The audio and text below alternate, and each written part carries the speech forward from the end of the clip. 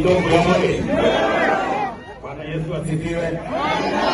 Basi mimi nimeingia hapa kwenu katika eve ya New Year, na nilisema ya kwamba kama Wakenya tutaruka mwaka hapa Kisii for the first time.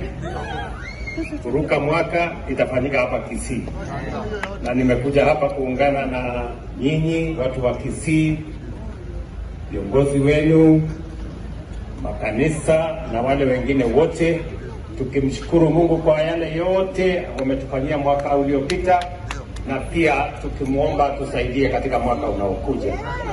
Na mimi nataka niwashukuru sana, mmefanya bidii, mmezalisha chakula, mmefanya biashara, na Kenya inasonga mbele. Mengi mimi nitasema tukionana baadaye. Sawa sawa? Mtakuja mtakuwa yeye. Mimi hapa tu.